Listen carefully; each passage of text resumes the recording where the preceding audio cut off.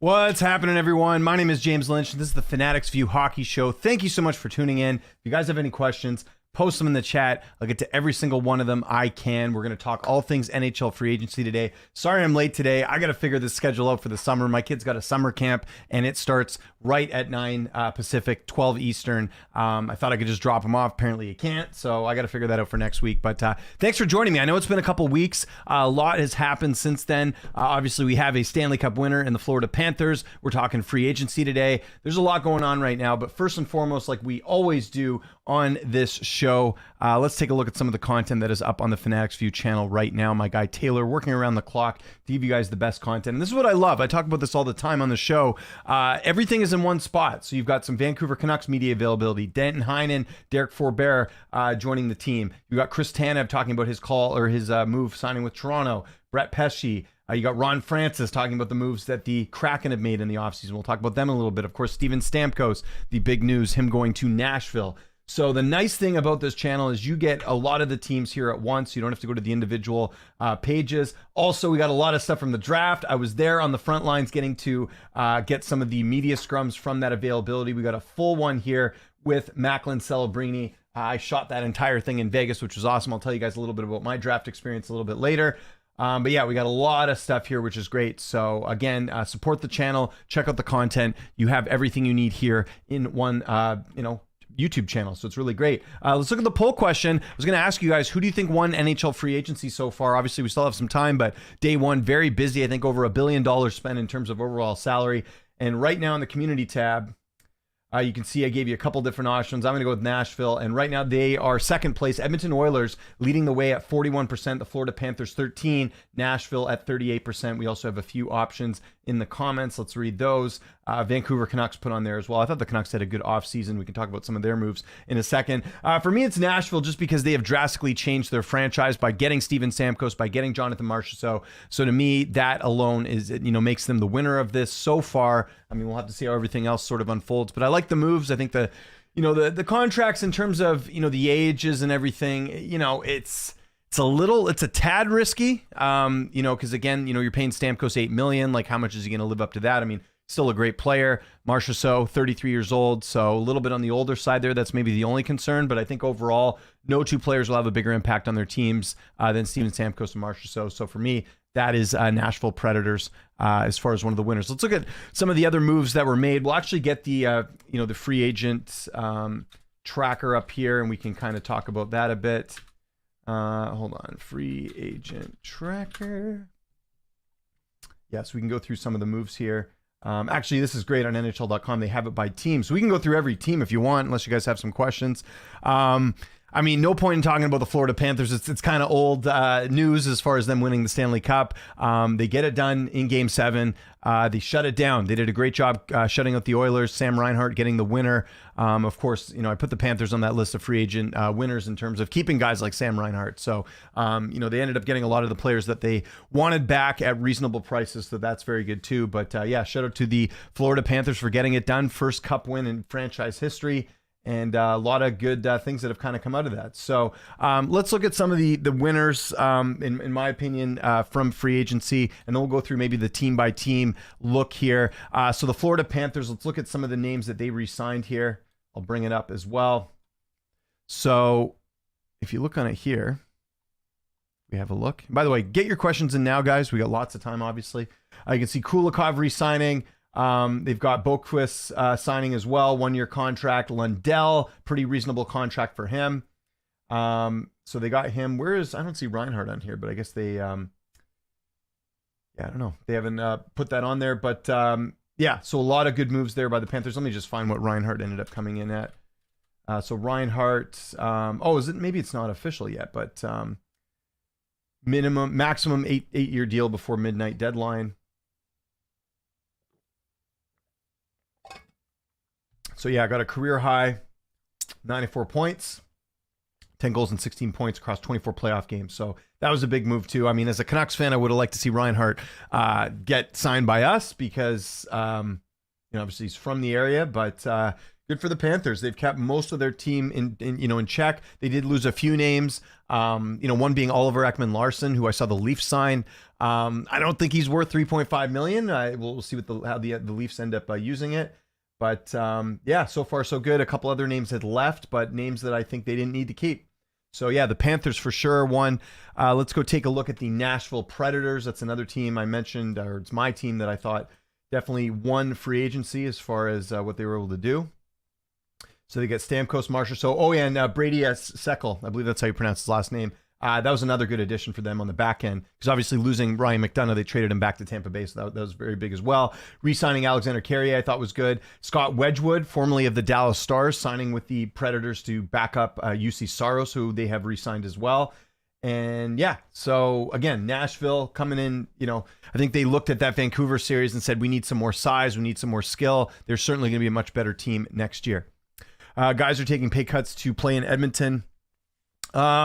Yeah, Janark for sure. Who else took a pay cut to come to Edmonton? If you're talking about Jeff Skinner, he was always going to get a pay cut, because usually when you get bought out, you're not going to get, your exact salary when you go somewhere else. Let's look at some of the moves that Edmonton made since we're on the topic. And again, we can go through the rest of this. So, what do we got? Connor Brown resigns. Arvidsson, that was a good one. What did Arvidsson end up getting? He got $4 million per season, which wasn't bad, right? That's actually a good move. Arvidsson was a guy that I was hoping the Canucks would look at too, but the only issue with him is he's injury prone. So if he stays healthy, that's going to be, Edmonton, certainly their forward lines have definitely, it's definitely has been improved for sure. So you got Arvidsson on there. Corey Perry resigns. You've got, I see, they signed Colin Delia, who used to back up for the Canucks. Didn't do very well for Vancouver. I'm guessing that'll be a minor league deal with Jack Campbell gone. Troy Stecher re-signing. Oh, Henrique did sign. I missed that. See, there's so many deals that happen that I've still been catching up on. So they signed him to a $3 million a season for Henrique. That's not bad. 34 years old. You got to like the term here for a guy who's a bit older, right? So how old is Henrique now? He's getting up there. What does it say? 34 years old. So that's typically what you want. Like, that's why this whole, we'll talk about Toronto in a second with Chris Tanev. The 6-year term, towards the end of that deal, I don't know. I was talking to a couple of friends yesterday about the Tanev move, and I think, right now it's a great move, but, when you get into those later years, he's probably going to have to go in LTIR the way he plays. Like, it's just like, I don't think he's going to last the full 6 years. Feel like the Canes are losing everyone. Preds loading up. Maybe I have to cheer for my state team this year. Yeah, what did the Carolina... So obviously Carolina losing out on Jake Getzel, which is unfortunate. I kind of feel for Preds fans for Carolina fans, because you traded all this, you made a big trade to get Getzel, and they offered him max term, but for whatever reason he didn't want to stay, and I don't know if it's the state tax thing with Tampa Bay. I can't imagine, I know part of it too is that he wanted to play for a winning team. I can't imagine that Tampa's that much better than Carolina. If anything, I think Carolina's still better than Tampa Bay. So I don't really know the reasoning. I of course we could watch the Getzel thing. Do we have Getzel up here yet for on the channel? No, we got Stamkos. Yeah, I'm curious to hear from Getzel and his reasoning and everything for going to Tampa Bay. Obviously when they traded for him, it seemed like he was going to sign, but yeah, a little bit interesting. So they got they signed Sean Walker, who previously with Colorado and previously before that was with the Carolina Hurricanes. What else do we have? Tyson Yost. Yeah, Shane Godspear signing with the Hurricanes as well. That was someone that was with the Red Wings last year, right? If I'm not mistaken. So, oh yeah, he used to play for them. My bad. Yeah, he decent. But you're right, like nothing like, and I'm not even sure what their cap situation's like right now, but you think they would make, and they still have to re-sign. Like there's this whole Martin Netkus thing that's going on. Like, are they going to trade him? Are they not? You lose Jake Getzel. Maybe you don't want to trade Netkus at this point. They still have to re-sign Seth Jarvis, who's a restricted free agent. So they've got some moves to make. I think the fact that they have Tulsky now as their GM, he was really, I think, a big part of why Carolina's had a lot of success. He's a really smart guy and makes a lot of good moves. But you're right. Like they gotta do something here, because they have been fairly quiet on free agency for the most part. What's up, Billy? Henrique and Brown, you'd think Tanev would want to sign with a legit contender. Guess not. The Leafs are still a good team, but yeah, I think for him, what I heard, and they had Elliot Friedman on Donnie and Dahl yesterday, my understanding is that Tanev just is having another child. He's from the Toronto area, so it was more of like a hometown thing that he wanted to do and basically just retire in Toronto. But yeah, if he wanted to win a cup, Why aren't you going to Vancouver? Why aren't you going to, some of these other teams that could have used, or stay with Dallas? I mean, I think being with Dallas would have been a good move too. I had heard at some point they were close, but now obviously signing with the Leafs. Let's look at some of the Leafs moves. I mentioned it there. What do we got?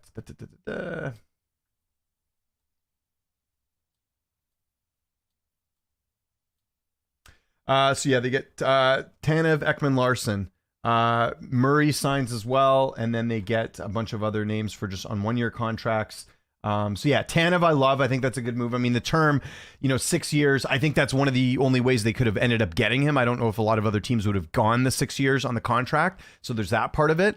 But I think right now it's going to be great for them. Morgan Riley, they got Tanev. Getting Ekman Larson's good, but my thing with Ekman Larson, I think he was in a perfect spot in Florida where he wasn't really relied on that much, and he could kind of thrive in that environment because he's not what he used to be. I mean, when he was with Phoenix or Arizona, he was like a number one defender. When he came to Vancouver, the thought was he would be with Quinn Hughes and they would complement each other. It just didn't work out that way. And granted, that last season especially he had some injury issues.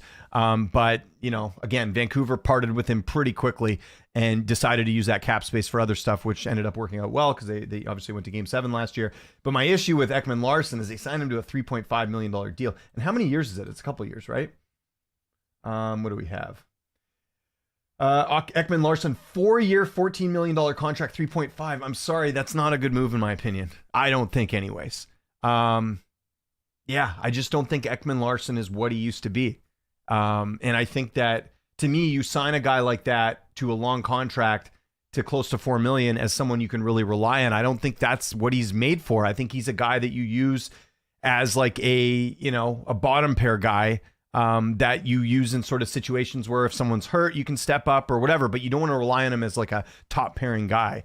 So yeah, I just think that's kind of steep for a guy that is basically, I mean, let's even look at, let's see if Daily Faceoff has the lineups right now. I don't know if they've updated the line combos yet. Probably not.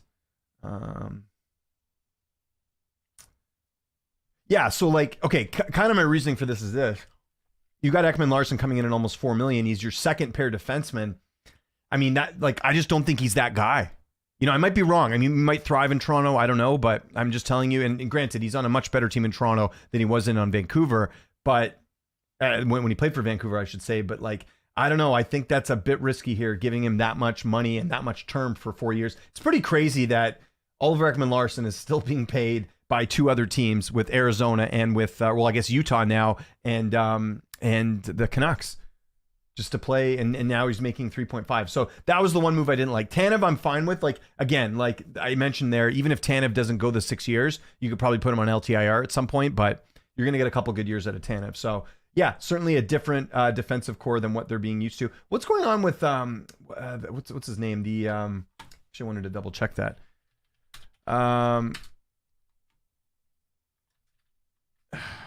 The injured Leafs defenseman, his name's escaping me. Jake, what's he? I think he's on LTIR. Is he like done for good? Who am I thinking of?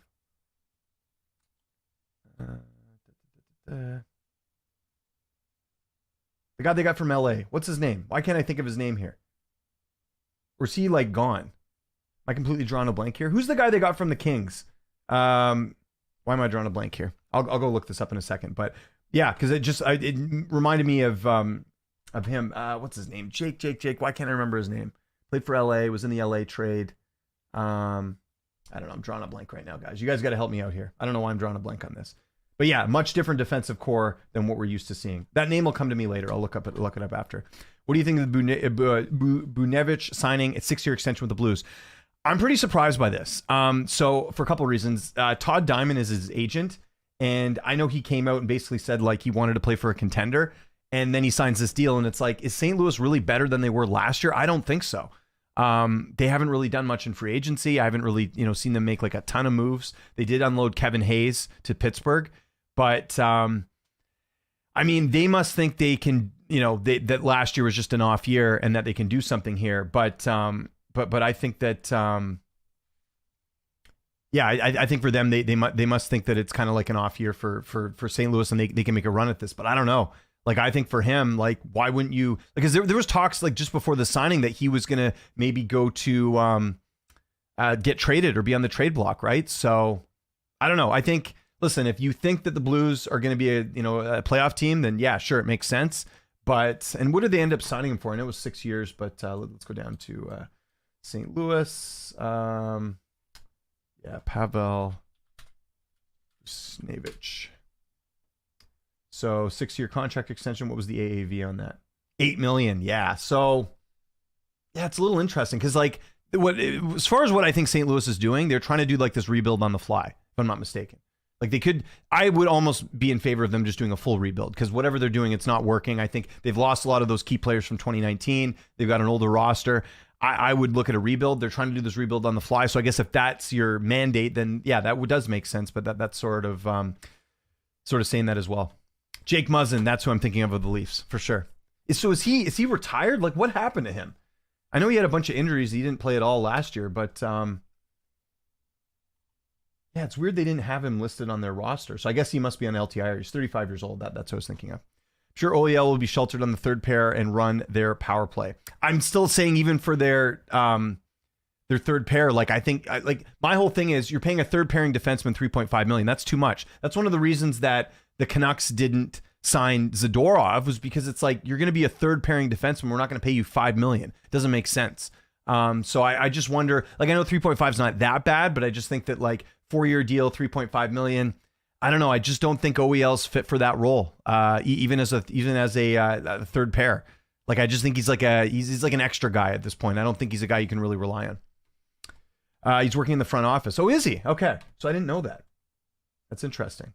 So he just like retired then. I didn't even know about Jake Muzzin that he retired. The reason I brought him up is because I was just trying to think of how much different the Leafs defense looks this year compared to other years. Like, they lost TJ Brody and a couple other defensemen. So it's going to look a lot different than what we've seen before. His contract ended at the end of the year, no longer an LTIR. Okay, gotcha. Good. Thanks for letting me know, Michael. Again, there's some details here that I have kind of missed over the last little bit. Okay, let's look at some of the moves that some of these teams have made. If you guys have questions, keep them coming. Obviously, there's still some free agents available. I believe Tarasenko is still on the market. They have, what's his name, Joe Pavelski listed, but I'm pretty sure he's done. He pretty much said he was going to retire. So let's look here. Anaheim Ducks, no real moves. I don't mind this. The Ducks are still kind of rebuilding, right? I mean, well, not kind of. They are rebuilding. Pat Verbeek, very smart in terms of picking up draft picks and, really building for the future. So, I don't necessarily mind this, but at some point they've got to make a decision to, turn this thing around, kind of like what Chicago's doing. Like this year, Chicago has finally spent some money. Same thing with Seattle, which we'll talk a little bit about later. But not a lot of action there from Anaheim. But again, they've got a lot of cap space, a lot of picks. Let's actually look at their cap situation. And we're going to enjoy cap friendly as long as it's here. I think it's here for like another week. So they still have a lot of cap space. I mean, look at this, $25 million in cap space, and they need to fill up 2 roster spots. I mean, that's a huge weapon for the Ducks. By the way, shout out to the Ducks for going back to this logo and changing their color scheme. It's so much better. I hated, I will use the word hate. I hated the Ducks uniforms like during the Pronger years, like with the duck like web, foot and like it said Ducks. I hated that jersey. I like this one. I grew up on this one. I think it looks cool. People say it's the Disney movie and all that. It doesn't matter. It's a cool looking logo. Like you see that logo, that's the Mighty Ducks, or the Ducks, I guess in this case. But and I like them going with the orange. Good move by the Ducks there. So, and listen, there's also talk about them trading Zegras, right? So keep an eye on that too. They may still make some moves. So that's Anaheim right now. Boston Bruins, they get Lindholm, Zadorov. So they basically, it's kind of like the Canucks and Bruins did a trade, right? You get Lindholm and Zadorov on the Bruins, and you get Forbert, Dan Heinen, and Jake DeBrusk on the Canucks. We'll talk about the Canucks a little bit later. So I think for the Bruins, it makes sense to get Zadorov. I think that's going to be a very good pickup for them. I told this to a couple friends of mine who are Bruins fans. They're going to love Zadorov there. I wish we could have kept him. It's just unfortunate that we already have Carson Soucy, because if we didn't have Carson Soucy, the Canucks, they would be, they would have re-signed him. Or if he's a right shot defenseman, they would have re-signed him. But there's no reason to keep Zadorov. Lindholm, what did Lindholm get? 7.8, I think. How much was it? Lindholm, what did he end up getting? We kind of always knew that was going to happen. So Lindholm got, where is it here? Zadorov. Doesn't say Lindholm's AV, or am I just reading this quickly? 40. Yeah, it's not saying here. Let me find the exact contract for Elias Lindholm. I think it's 7.8 over 7 years. I could be wrong about that. 7-year deal with the Bruins, and it is for, as this isn't loading for some reason, 7.75. So yeah, almost 7.8. I don't think he's worth that much. So if you guys remember, the Canucks acquired him at the deadline, or before the deadline, actually at the All-Star break, in that trade with Andrei Kuzmenko, and they gave up that first-round pick. And the idea is that, hey, the Canucks were going to keep him, and everything was good. He didn't play well. He plays well defensively. He's very good for that. Like if you need someone to back check or work on the penalty kill, Lindholm is that guy. But as far as offense, that has really fizzled off basically since Gaudreau left Calgary. Like it's been a big dip in production for Elias Lindholm. So I mean, they're basically signing him like a top center here. I don't know if that offense is going to translate to the Bruins. And you're paying, like I said, for 7 years, 7.5. That's a lot of money. Like if he was on the Canucks, he would have been a third line center. You just don't need to pay a third line center that much money. You don't. And they have their third line already. It's Joshua, Bluger, and Garland. So yeah, I don't think this is a contract that's going to age very well. I think that and listen, he played well in the playoffs. I'll give him that. Definitely provided some good offense there. I just don't think he is what he used to be. And I think in order for him to do very well, he will play with Pasternak, obviously, and that should help. But I don't know. I just don't think Lindholm's as good as a lot of people think he is. But we'll have to see. I think that I think that's when they're going to look back and say, I don't know if this is the answer, but remember the Bruins wanted him at the deadline. The Canucks ended up getting him. It was always known that Lindholm was going to go to Boston. And remember, the Canucks almost tried to flip him at the deadline as well. And I think that got back to him and he kind of got irked. And that's another reason why he didn't sign with Vancouver. But yeah, I am glad the Canucks did not sign him for 7.75. I think that's too much. Like I mentioned, I like the Zadorov move for the Bruins. They ended up signing him to 5 years at, I don't know why this article does not have the, here we go, $5 million annual average for 6 years. One of the things I'll say about Zadorov, he can do it all. He can hit. He's a big guy and he can score. We saw a lot of goals from him in the playoffs for the Canucks. This will be a good asset. It's kind of like, I don't want to, say it's the exact same thing, but this is like bringing back like a Zdeno Chara, basically. You get a big guy who can do it all. The Bruins fans are going to love him. I am jealous that the Boston Bruins are getting Zadorov. I love him. I hope he gets a good ovation when he comes back to Vancouver, even though he only played like a couple months for the Canucks. But I'm a big fan of Zadorov. I will be, even though I don't like the Bruins, I will be rooting for him individually, and I hope it works out well. Can't say enough good things about Zadorov. I think this contract's fine. Again, for the Canucks, it didn't make sense because of the way their defensive structure is. Paying a guy who's going to be on the third pair $5 million doesn't make any sense. But for the Bruins, it makes a ton of sense. So good move there from the Bruins. How do you like the Bruins signings? Talking about that now. Let's get Tarasenko back with the Blues on a team-friendly deal. Yeah, maybe. Like, I don't even... What were his points last year, Vladimir Tarasenko? Because he was with Ottawa previously, right? So, how did he do last year? I feel like he took a bit of a dip. Maybe I'm wrong about that. Yeah, so with the Senators, he got 41 points and then another 14 with Florida. Okay, so he did okay. Played better. Looks like he went a little bit up from, or about the same that he got before. But I mean, that 1 year when he got 82 points, that was sort of the peak. You bring him back on a reasonable deal. Yeah, I could see that happening. What's your opinion on the Chicago Blackhawks trades? Let's go look at the Blackhawks right now. So let's see who the Blackhawks got. As far as their trades, so they signed with they got Teravainen and Bertuzzi. I like those. Maroon, some good cup experience there. Smith, which Smith is this? Craig Smith, okay, not bad. Joey Anderson, not bad. Brossois, I've always been high on Brossois as a goaltender. That's going to be a good, I guess he'll back up Mrazek, right? If I'm not mistaken, or is he going to start? I imagine he's going to do that. I'm not a big fan of TJ Brody. I didn't like him in Toronto. How much did they end up signing him for? Something reasonable. 3.75. Is that over 2 years or just individually? Is he right shot or left shot? I always forget. Defenseman. So it looks like it's 3.75 over 2 years. So not too bad. I don't know. He just seems like he's 34 and he is, what side defense is he? Left shot defense. Okay. So not as valuable. Like I mentioned, we always talk about right shot defense on here. Yeah, I mean, listen, I like that they are beefing up the roster a little bit, and they're bringing in veteran guys. That's what they did last year, right? If you remember, they had Corey Perry before that whole incident happened. They have Taylor Hall. You need players to complement Connor Bedard and push in the right direction. I think there's still going to be some growing pains. There's still going to be probably on the outside looking in as far as the Blackhawks in the playoffs. But, this year you can tell they're trying to, at least be a little bit more competitive than they were last season. And granted, they had some injuries last year, like losing Hall was tough. So let's even look at let's go to Daily Faceoff and look at their actual lineup right now. Because I actually, again, it's hard to keep track of every single team here. We look at Chicago. So right now they're starting with, it looks like Bertuzzi, Bedard, Karashev. Okay, not bad. Second line, you got Taylor Hall, Dickinson, and Teravainen. That's good. Anthuso, Reichel, Mikheyev. I forgot Mikheyev's on there. And then you got Donato, Foligno, Maroon. This is a good team. This might, I don't think they'll make the playoffs, but that's not bad. And then you got Vlasic on the end, Seth Jones, who's, Seth Jones, he is overpaid, but he's still very reliable. I forgot they got Alex Martinez. That was a good pickup from Vegas, TJ Brody. And then who is their goaltenders? Would be Mrazek and Brossoit. Okay, this is a team, I don't think they'll make the playoffs, but I think they'll be close. This is a good balanced lineup. A lot of veteran experience. Good on Jason Davidson. I think it's Jason Davidson. Kyle Davidson, sorry. Jason Davidson was a former player.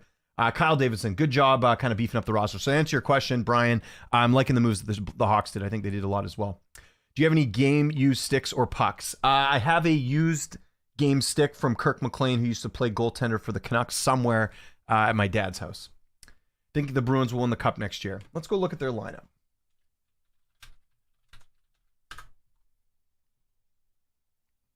Oops, I just had it there. Zaka, Lindholm, Pasternak. Again, I don't think Lindholm's a first-line center. We'll see. Marchand, Porachus, Geki. Geki, I always forget how you say that. Coyle, Lysell, Frederick, Beecher, Klashik, Brazeau. I'll be honest, there's a lot of guys here I don't know much about. I don't know much about Brazeau. And then on defense, they've got... So it looks like they also have Zadorov as their third pair. But maybe they just wanted to...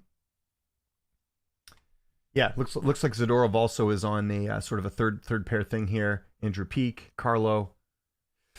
Will they win the cup? And who's their backup this year? Because they got rid of, obviously, Allmark. Oh, yeah, it's Korpisalo. We'll see. They've got a good team. I still have some question marks about Lindholm, but they're going to be... again, you don't just fall off like they did last year. Who did they lose? They didn't really lose anyone, right? Other than, DeBrusk and Heinen and a few other guys. But, the Bruins will be competitive. They'll be near the top of the league this year for sure. Okay, let's get to some more signings as we're going to move through. And keep your questions coming, everyone. Again, and also, while we have a chance here, remaining NHL free agents. Let's have a look. This is July 2nd. Tyler Johnson. I keep forgetting he's even playing. Roslovic, Tarasenko, Van Riemsdyk, Klingberg.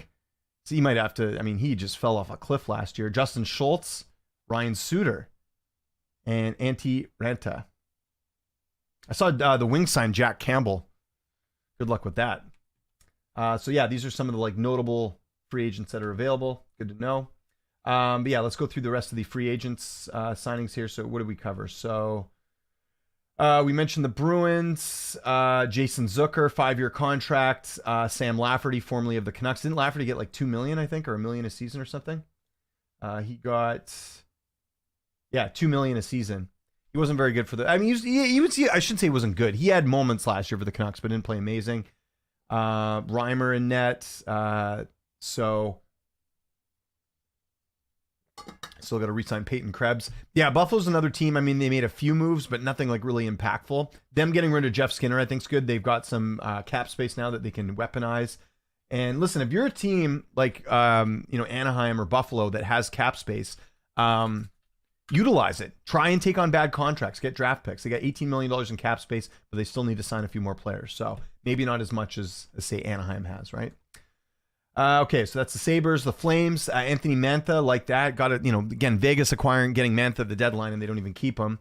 Jake Bean, I like that move for them. That's good. Lombard, Cooley. And they've got a lot of interesting, moves here. So, as far as what they've been able to do. But they're kind of in like a rebuild, right? They've been accumulating a lot of picks. They've got rid of a lot of assets, so it'll be interesting to see if they're able to do anything with that. Let's get to Carolina. Martinuk, got him. Sean Walker, I mentioned. Godsphere, Gotsasphere. I always pronounce that guy's last name wrong here. So, and Carrier as well. William Carrier from Vegas. So that's a good move. But again, nothing like big. And again, you got to think that they didn't really pick up anyone like replace Getzel, so to speak. So that's why I'm curious if they end up re-signing Netkus. We mentioned Chicago, Colorado. A couple of moves here. Drouin, they bring him back. He was good for them last year. Calvin DeHaan, I like that move. Veteran. Brandstrom, really like that move from the Senators. And just 1 second.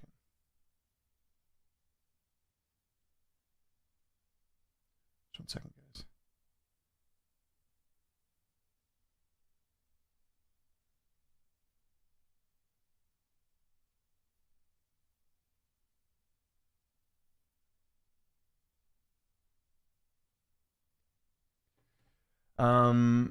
What else?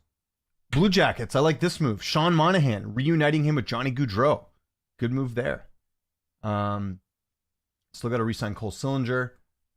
And they did lose Jake Bean, which will hurt them a little bit. But yeah, Blue Jackets, again, a team that, they've got some decisions to make, right? They have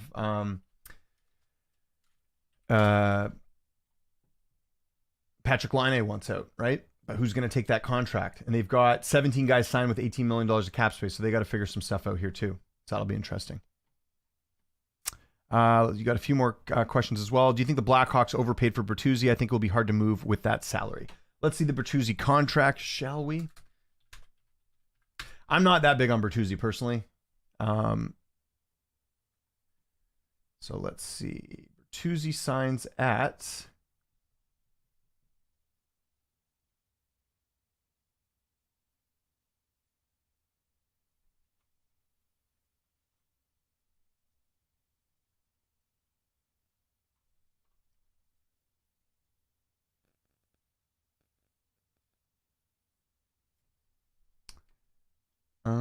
what do we got here? Sorry, guys.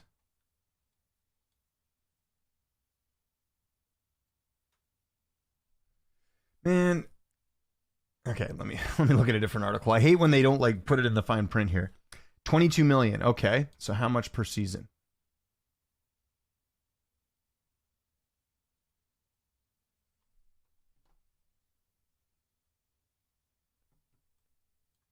Uh, 4 years, 5.5 million. Yeah, that's a little steep. Yeah. I mean, here's the thing with Chicago, though. They have a lot of cap space, right? Like, and they're a team that has a lot of picks. The thing with them is, like, if they need to get rid of a bad contract, they have the picks to do it. So it's not the worst. And maybe they had to overpay to get him. I mean, we've seen a lot of contracts. We'll talk about, there's some teams I think made some really bad moves. We'll talk about that a little bit later.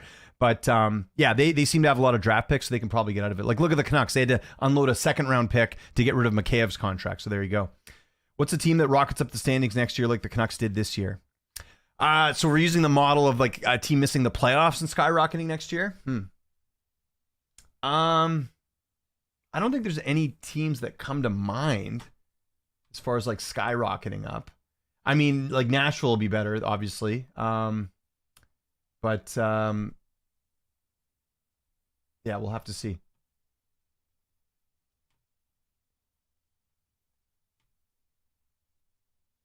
Yeah, none come to mind. Like as far as like a team that didn't make the playoffs last year that could definitely improve things. Let me look at the standings from last year. So yeah, like Penguins didn't do well.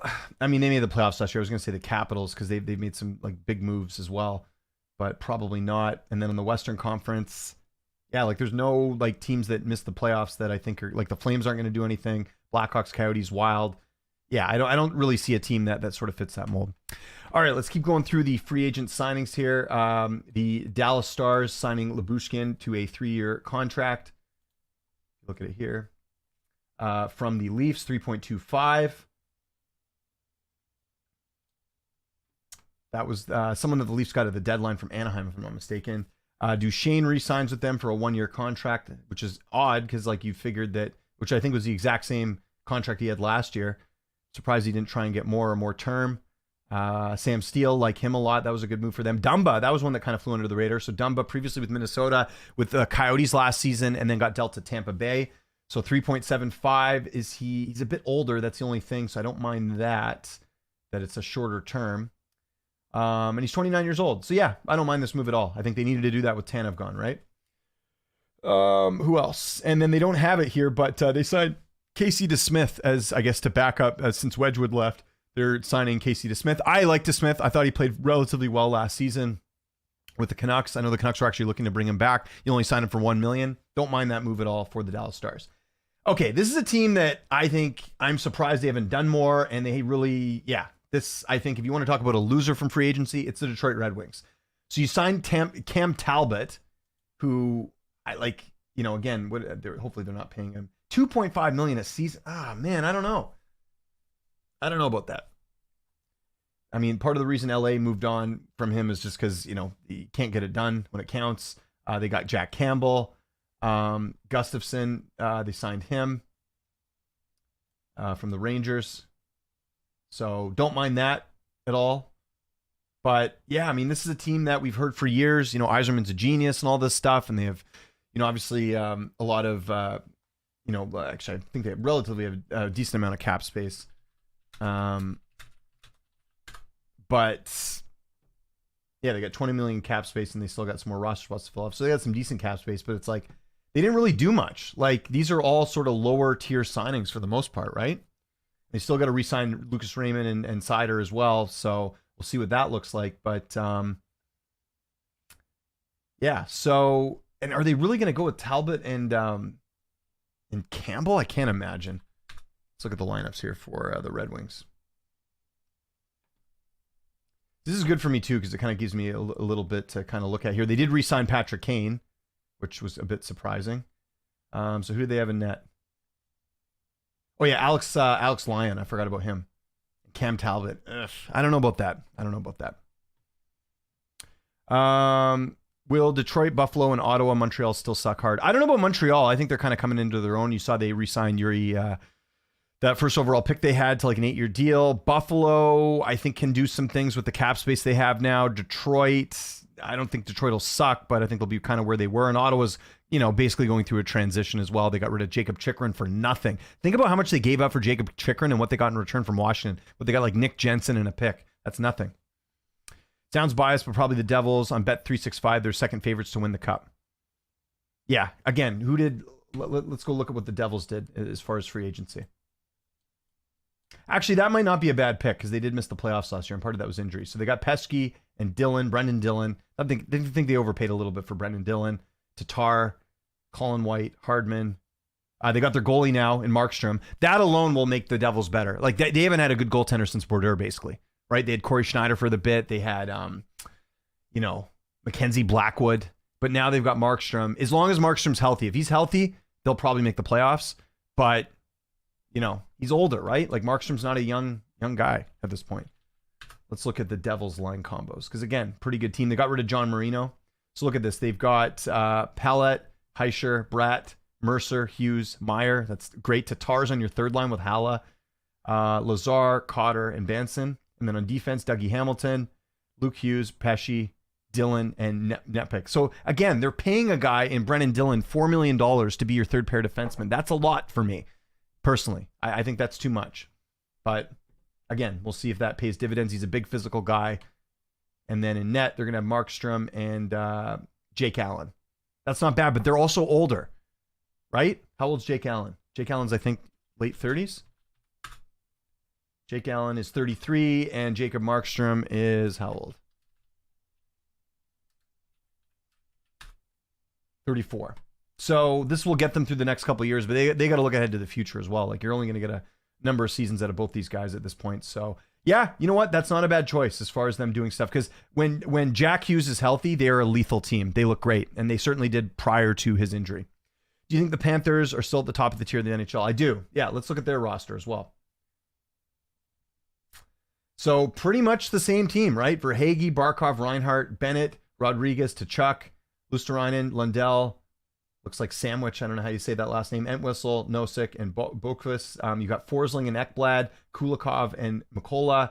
They signed Nate Schmidt. How much did they sign Nate Schmidt for? Did Schmidt get bought out? I think he did, didn't he? The Canucks had Nate Schmidt for a season. He did not like it in Vancouver and requested a trade, and he got one. So what happened here? They bought him out. He was owed $5.95 million for the final season of a 6-year deal. His cap hit is 2.7. Okay, so that, and again, that's smart for Florida. And this is one of the advantages that the Panthers and the Lightning and a lot of certain teams have, is that they don't have state tax. So really, when you're signing your contract, you are getting full value for that contract. That's something that a lot of the Canadian teams can't compete with. So, I mean, you got Nate Schmidt. Like, this is a good example of like a good third pair getting paid 2.7. That's smart on the Panthers' part. I mean, I'd rather take Nate Schmidt at 2.7 than Oliver Ekman-Larsson at 3.5 personally. And that's money you could use to sign another forward. So yeah, I think the Panthers will still be great. You know, as weird as it sounds, I still think there's question marks with Bobrovsky. I know he won the series, but like, man, like all he had to do was play decent in that last game. They got to figure some things out there. They did lose, what's his name? The goalie that signed with Toronto. What's his name?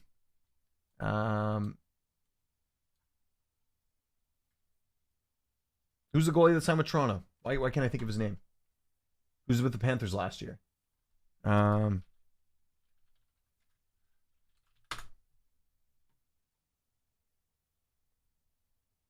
Anthony Stolarz. That's what I'm thinking of. I don't know why I drawed a blank on that. So yeah. So what's going on with Spencer Knight? Is he injured? Why is Drieger listed as the backup? Did I miss something? Or is he injured? Or what's going on with him? I guess he's still young. Maybe they're giving him more seasoning. I'm not sure. But yeah, to answer your question, Panthers are still going to be great. I think so. Which team will take Joel Quenneville? Where's their coaching vacancies right now? That would be the good question. Because yes, I did see that yesterday. Stan Bowman, Joel Quenneville reinstated by the league. A lot of backlash with that, understandably. Where are their coaching vacancies? I feel like most coaches have been snagged up, or the coaching vacancies have been done. Did Columbus end up getting a coach? I think they did. Hold on. Well, no, they're probably not going to go with Quenneville. They already had that disaster last year with Babcock. Yeah, so that could be one, maybe. But then again, they went through all this last year with Babcock, so maybe not. Who else? NHL coaching vacancies. So,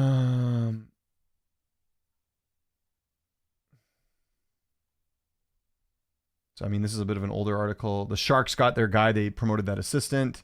The Jets. I feel like the Jets did get a coach. Winnipeg Jets. Scott Arniel. That's right. They got him. Kraken. They got Dan Bylsma. Kings got their... I think they just kept Hillier, right? If I'm not mistaken. Leafs got Berube. And the Devils got Sheldon Keefe. So, yeah, I'm not sure which vacancies are available. We'll have to see. That was just a buyout on Schmidt. He signed with Florida for $800K. Why did it? No, but the article there said 2.7, unless that's total for the amount of years they signed him for. Let me see. Oh, you're right. 1-year contract. Why did it say 2.7 there? Yeah, very good. Anyways, it just furthers my argument that like they barely signed him for everything. That makes a lot of sense. Stolarz. Yes, there you go. I had that earlier. All right, let's keep going through the tracker. Again, if you guys have questions, keep them coming. Got a lot to talk about. So let's go back up to our list here and look at some of the teams that are making moves or not making moves. So I mentioned not a fan of what Detroit's done. Edmonton, I talked about it already. I mean, they're one of the big winners. They, again, getting Jeff Skinner and getting Arvidsson, very good moves for them on the front end. Mentioned Florida, one of the big winners. Oh, here's one that we got to talk about. Warren Fogle leaving the Oilers, going to the Kings. Joel Edmondson signing with them as well. And then you've got, Studnicka and a bunch of other names as well that they had picked up. Still got to re-sign Quentin Byfield. One thing to keep an eye on with some of these restricted free agents and cap room is I'll be curious to see if there's some bridge deals here. because there just might not be enough cap room to go around. You know what I mean? So that's something to kind of keep in mind in terms of, where certain teams are headed with that. So yeah, I like these signings. Edmonton, what did Edmondson come in at? Edmondson 4-year contract, 3.8. A little steep, but he's again a big guy that can play the physical game. Warren Foegele, that's a good pickup for them. So yeah, Kings making some moves. They still need a goalie though, right? Like who is their goalie right now? It's Copley and who else? Because they lost Cam Talbot. Oh, it's Kemper, obviously. Yeah, it's Kemper's their goalie because they got that in the Pierre-Luc Dubois trade. So Rittich, Copley, and Kemper. Yeah, there we go. Let's see what we got.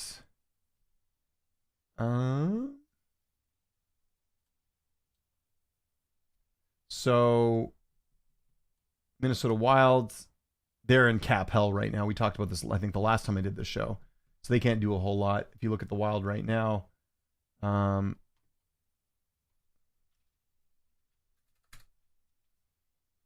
do we have?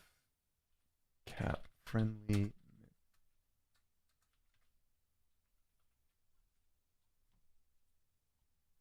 Yeah, they've got $1 million in cap space because they still have their buyouts from Parise and Ryan Suter, which are both that's $14 million combined.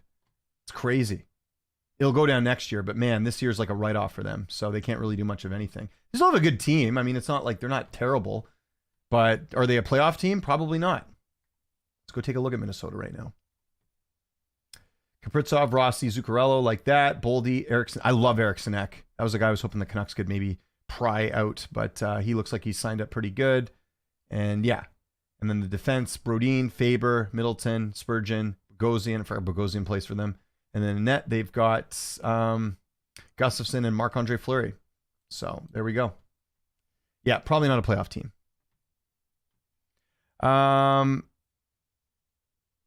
What do we have? Sheldon Keefe will implode the New Jersey Devils. We'll see. I don't think he's that bad of a coach. I mean, he works well with young players. I think, the Leafs, a lot of the Leafs issues is, I think, makeup. I don't think it's, and are the Leafs going to trade Mitch Marner? Like, what's happening with that? If they can't, like, I don't know how you run back the same team over and over again. Basically, that's what they have. And I also heard now they're not even talking extension with Tavares. So is he gone too? Who knows? A lot of decisions in Toronto to figure out. Let's get through the rest of this list here. The Canadians, not a whole lot of action here. I feel like they made some trades as well, but yeah, not a whole lot going on there, but they're sort of in rebuild mode. Predators, I mentioned them being one of the big winners. We talked about some of their moves. The Devils, talked about those moves. The Islanders get Duclair. Don't mind that. Although Duclair's been on so many different teams. They don't know what the terms are. That'll help them. But again, another team that is in a bit of cap hell. If you look at the Islanders. Yeah, $1 million in cap space and still got to sign 3 more players, so they can't do much. They're also a team that probably won't make the playoffs. They did get Sam Carrick, though. Giroux signed their 1-year contract with the Rangers. Bo Giroux, I was going to say. I thought Claude still plays for Ottawa. Okay, now look at the Senators. They made a bunch of moves here. Amando, Pilon, nothing like major. Gaudette, former Canuck. I think that's Adam Gaudette, right? Yeah. Pinto, one of their restricted guys. So, yeah, again, they got a good goaltender now. Sen's got a shot at making the playoffs, I think, maybe just with the goaltending alone. I'm a big fan of Allmark, but we'll have to see. The Flyers, same thing in cap hell. Johnson signing a 1-year contract. Eric Johnson, that is. Good veteran leadership there. Same thing, though. Not a ton of cap space. Yeah, $2 million in cap space, and they still got to sign 3 more players. What do we got? Penguins get Anthony Beauvillier, former Canuck. Got the other Aho signed. And yeah, not a whole lot going on there with Pittsburgh. Remember, they lost. Someone brought this up, and I kind of agree with them. So Dubas goes out and gets Erik Karlsson, who, played decent for them last year. But had they not made that move, they probably could have kept Jake Etzel. You do wonder how much that's going to hurt them. Let's look at the Penguins roster right now. Are they a playoff team? You guys let me know. Again, we still have time in the offseason to figure things out. So Drew O'Connor, Crosby, Rust, Bunting, Malkin, Raquel. Raquel, not a very good contract. Beauvillier, Hayes, and Pustinen, and Eller, Lizotte, Asiari. And then you've got Pedersen and Letang, Graves and Letang. Whoops. Why do they have Letang on here twice? They're missing, where's Erik Karlsson? Come on, Daily Faceoff, you got to get your rosters up to date. So yeah, Penguins, probably not a playoff team. Tyler Toffoli going to the Sharks. I believe, you remember if he was originally drafted by LA and played for LA, and I think his wife's from there, so it makes sense there. I'm fine with the Canucks not getting Tyler Toffoli. He's older, and I think he ended up getting, how much did he end up getting? $6 million a season. A little bit more than Jake DeBrusk, so I'm fine with that. Wenberg, like that signing too for the Sharks. Again, probably not a playoff team, but a team that will, improve from last year. I mean, they were really bad last year. They were one of the worst teams we've seen in a while. So got Eklund, Granlund, Zetterlund, Celebrini, Toffoli, Weinberg. Sorry, Weinberg's a forward, not a defenseman. I don't know why I said that. Barclay Goudreau, who they got. That whole thing that the Rangers did was very sneaky. Barclay Goudreau's like, yeah, I don't want to go. I don't want to play for San Jose. You can't trade me there. He's one of my no trade teams. So Chris Drury's like, okay, we'll just put you on waivers. And who does he get claimed by? San Jose. So there we go. They got Jake Wallman as well from Detroit, and their goaltending is Blackwood and Vanasek. So there you go. Let's keep it going. It's Kraken. This is a team I wanted to talk about. So I'm pretty sure the owners were like, hey, Ron Francis, can you spend some money finally? Because that's one thing with the Kraken. When they were an expansion team and they came in, a lot of people felt like they'd be like Vegas and make some bold and big moves. They didn't really do that. Francis sort of played like a long game, accumulate picks, be low on salary, everything else. This was the year where they spent, but I think they spent on the wrong guys. Personally, I like Montour. I think he's getting a little bit too much, and I think Chandler Stevenson is getting way too much too. So they both got 7-year contracts. Montour 7.14, a little steep, but he's solid. But we'll find out if he's a guy that can do it on his own without the help he had in Florida. Stevenson 6.25, and how old's Stevenson? He's up there, isn't he? A little bit.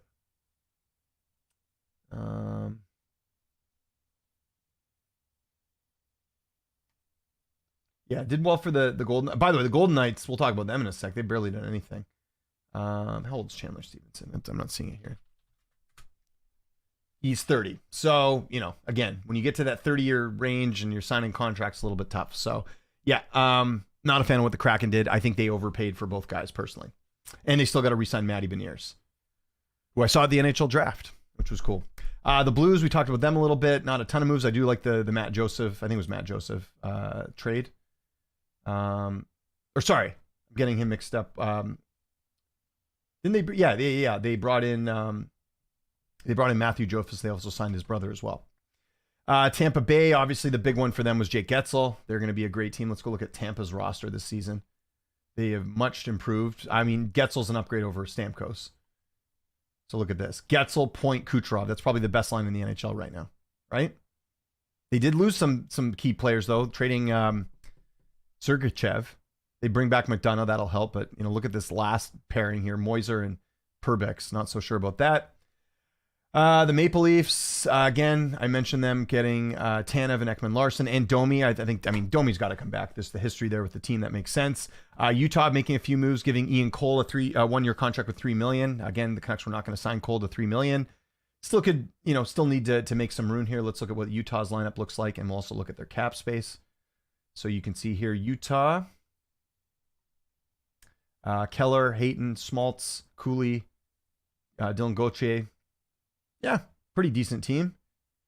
You get Sergachev on the back end. That's going to help with Sean Dursey. That's going to be a good defensive pairing. John Marino, really like that pickup. I wanted the Canucks to get John Marino. That didn't end up happening. And who do they have in net again? Refresh my memory. Ingram and Vejmelka. Don't know much about that guy. So they'll be okay. And I think Utah, if you look at their team here, yeah, $15 million in cap space, and they still have a few more players to sign. So not a ton of cap space, but a decent amount. The Canucks, let's talk thing. Listen, if you weren't going to get Jake Getzel, and obviously they didn't bother to, I mean, what I heard on the radio yesterday was that DeBrusk was always their target. I don't know about that. I think if you could have got Getzel, you would have got Getzel, although they weren't willing to go the extra mile to give up a draft pick to get the rights to Getzel, which was secured them probably getting Getzel. Tampa Bay did that. They traded a third-round pick to get Getzel's rights. They ended up signing him. So listen, I'm not too upset with Louis DeBrusk. The term is the one where it's kind of like 7 years for a guy that was having some trouble in Boston a few seasons ago. But look, you had to do it. You have to upgrade on the wing. He's a much better option than Ilya Mikheyev.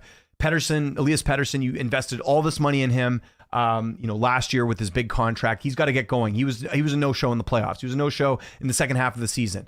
There's no excuses now. He's got a winger now that should be able to complement him well. And Jake DeBrusk, it's got to happen. The thing I love about the DeBrusk move, though, is two things. The age, he's 28. I think he's 27 now, but will be turning 28. And he's only at 5.5. That's a bargain for a top-level winger. Happy with that. Again, you sign Getzel, you can't get some of the other pieces that they ended up adding, like a Dalton Heinen, for example, or Dan Heinen, I should say. You can't get a guy like that if you're signing Jake Getzel. So this way, it kind of balances out the lineup a little bit.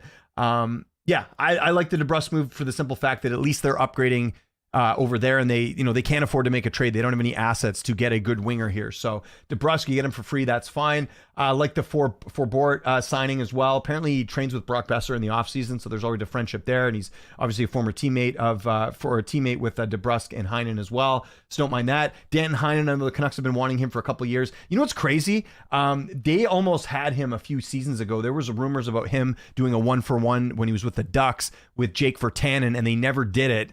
And man, I would have liked that because, of course, if you remember, they kept Virtanen and ended up buying him out.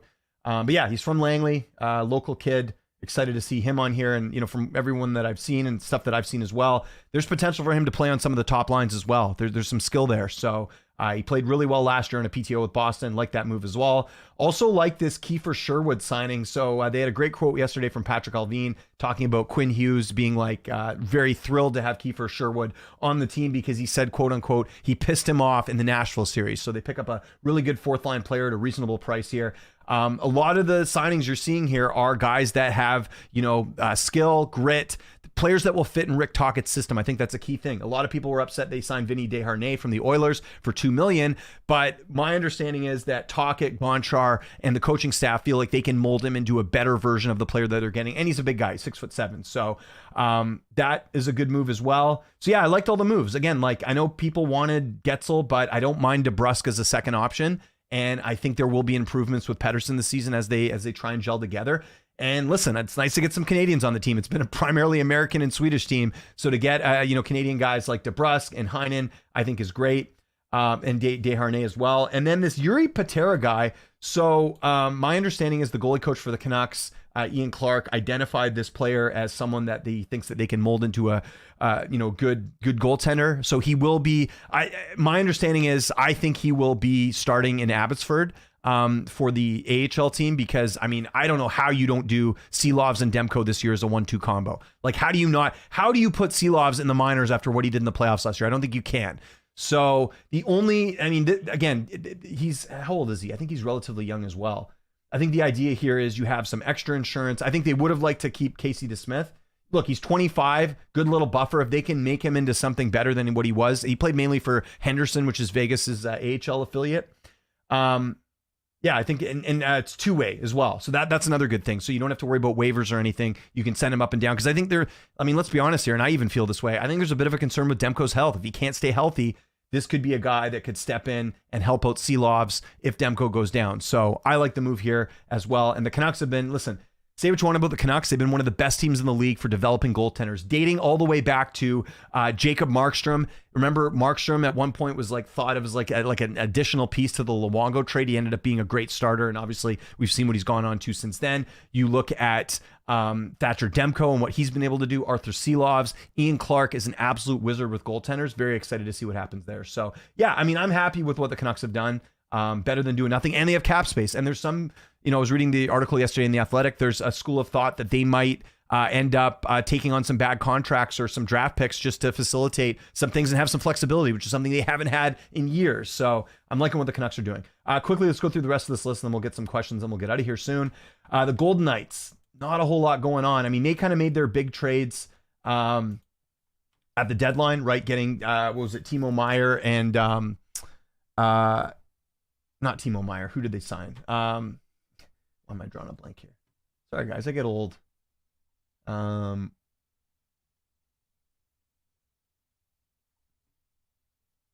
Thomas Hurdle, sorry. I was thinking an ex San Jose Shark is what I was thinking of. So they already got Hurdle and they got Noah Hannafin. So they didn't really need to do too much, and they don't have any cap space as well.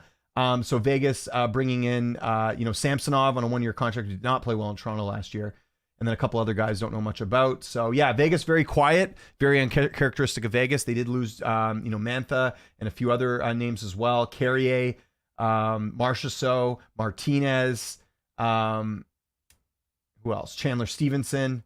So yeah, I mean, I don't know. They didn't have a full season with Hannafin and Hurdle. So we'll see how that looks. But yeah, Vegas, maybe they take a step back. We'll see. And then there's the Capitals who, listen, I admire what they're doing because they're just trying to get the most they can get out of Alex Ovechkin at the end of his career. I was shocked that they didn't retain any salary on the Pierre-Luc Dubois trade because that's a lot of money for a guy that is, let's call it like it is. He's been a problem on every team he's been on. Dating back to Columbus, the Jets. This is a guy who just, I don't know, he just doesn't seem to gel well with a lot of teams. So they get him. They sign Matt Roy from the Kings. What did they end up getting him at? 5.75. Who else? And they got Chikrin from Ottawa for nothing, which was a great move for them. So yeah, Capitals, they're probably going to make the playoffs. A lot of good moves there. The Jets been a little bit quiet too. Not a ton of stuff going on. Of course, there's talks that they're going to be trading Nikolai Ehlers. They lost Brossoit, Brendan Dillon, Jeff Malott, who, by the way, Mike Malott's brother, got signed by the Kings. Interesting. Sean Monahan, they lost him. And Toffoli. So, yeah, I don't know where the Jets are right now as far as what they want to do. They still have a solid team. Let's have a quick look at their lineup.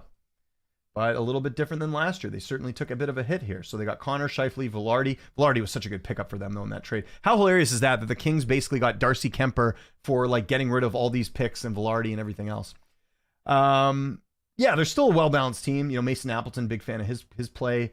Morency, DeMello, Sandberg, Poink, Logan Stanley, and Colin Miller. And then in net, obviously, they're set with Hellebuck and Capo Kakinen. So, yeah, that's pretty much it. All right, guys, let's get to your questions, and we'll wrap things up here. Again, really appreciate you guys doing that as well. Looks like the Stars and Oilers made the most upgrades in free agency. So who did the Stars upgrade with, really? I mean, they Dumba basically replaced Tanev, but what were some other moves that they upgraded on? I don't know if I agree with you there. I mean, Lyubushkin, I don't really see that as like a big signing for them. Who else did they get? Oh, they signed Cole Lynn, former Canuck. Again, not a big move, though. Brendan Smith from the Devils, not bad. Nothing huge, I'd say. Kyle Dubas naively getting exposed in Pittsburgh. We'll see how they do this year. When's Utah going to name their team something besides Utah Hockey? I hope soon. Just go with the Yetis. Can we just go with the Yetis? I think that's the best name that they could do. I like the Yetis. Don't call it the Utah Hockey Club. That's annoying. Polygamous. No, the Yetis. I'm telling you, the Yetis get a cool like logo. Let's go with the Yetis. There aren't any Yetis in any other sports that I know of, so that definitely makes sense to me. All right, guys. I will be back next Wednesday. We'll be more consistent on the show. It was just a crazy month in June. I had so much going on, but this month, even though it's the summer, I'm sure we're gonna have lots to talk about from a standpoint of trades and getting ready for the season. I'm going to try and get some guests on as well, kind of previewing the upcoming season and some of the changes on the roster. I'll mention it again, guys. Please go check out the channel. We are putting on content on here all the time. As I was doing the show, my guy Taylor putting on a media availability with Jonathan Marchessault, so go check that out. Bill Zito, AJ Greer. Guys, again, you need to just be glued to here because we got you covered here for all things NHL. And quickly, I'll mention this before we go because I didn't really get a chance to talk about it. Big shout out to my guy Taylor for getting me credentials to the NHL draft. So all these interviews here that you see from the draft, a lot of them, Beckett, for example, Ryan Smith, I got to do all these media scrums, Celebrini. All these names were guys that I got a chance to speak with at the draft. It was really cool. I've never covered an NHL draft before. Might be doing some coverage this season. We'll see. Maybe I'll be going to some Canucks games. We'll see what the future holds here. But thank you guys very much for checking out the content on the channel. And again, I love being a part of this company and getting to do so much cool stuff. I do a lot of stuff on the MMA side, but getting to do some hockey is also very cool as well. So tell your friends, subscribe to the channel, hit that like button, really does help out a lot. I will be back here same time next week on Wednesday. Hopefully going to get a guest on next week, but if not, we'll just ride it solo. This was fun today. We got a lot of questions answered here. So my name is James Lynch. I will see you next Wednesday. Thanks so much for watching, and I'll talk to you guys soon.